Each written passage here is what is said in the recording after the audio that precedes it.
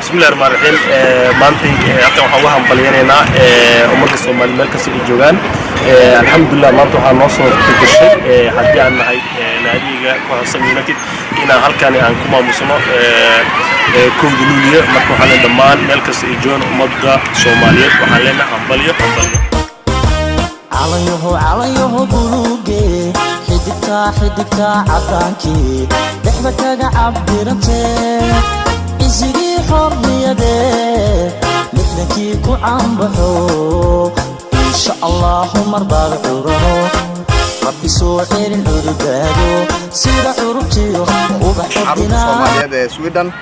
dhalinyarada ama caruurta laga bilaabo 5 jir ilaa dhalinyarada 25 jir iyo ka weyn ayuu ururkan ku tababaraa ciyaaraha kubadda cagta isagoo soo saara ilaa iyo dhalinyaro Soomaaliyeed oo ka ciyaartay heerka koowaad ama afraad ee dalkan heerka kala duwan soo gaarsiiya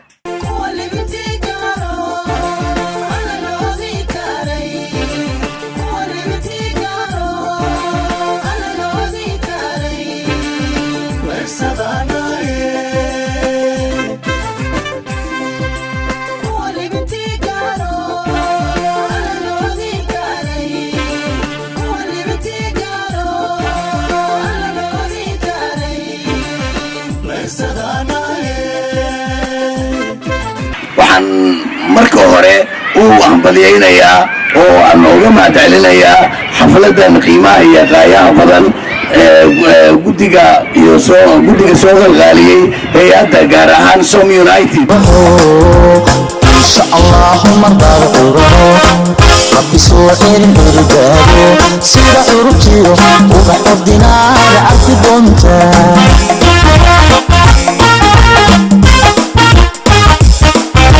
عليه بروجي حدكتا عطانكي دحبك عبرتي إزري حرية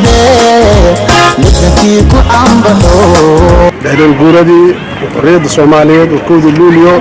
waa markii labada gobol ay midoobeen oo maalin ku weyn ummadda Soomaaliyeed saajarteed maanta oo kale waa maalin qiimo ku leh bulshada Soomaaliyeed meel kasta ay dunida dacaladeeda ka joogaan marka waxaan leenahay hambalyo ummadda إن شاء الله مرضى عرانو ربي سوحير العربادو سيرا عربتيو وبحبنا لعرف دونتا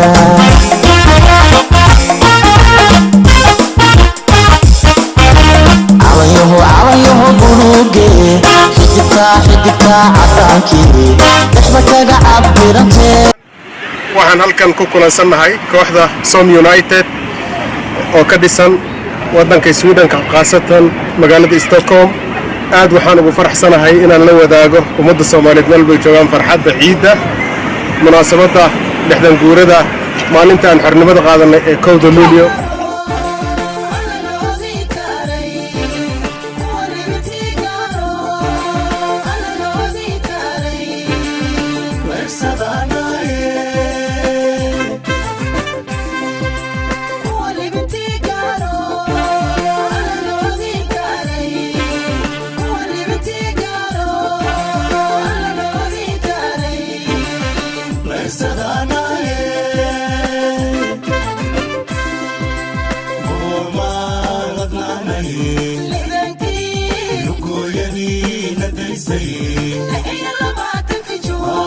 فرحسنا إن أسكت إيماننا ماشى مانتي ما شاء الله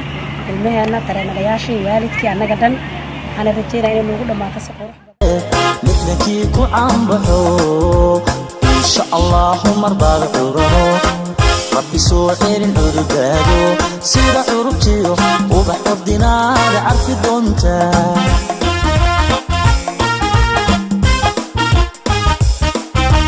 عليه بلوغي حدبتا عدانكي دحبك عبرنتي إزيدي حرية لحنكي عم بحو إن شاء الله مرضى العروق ربي سوحير عرقادو سير عربتيو وبحر دينار عرف دونتا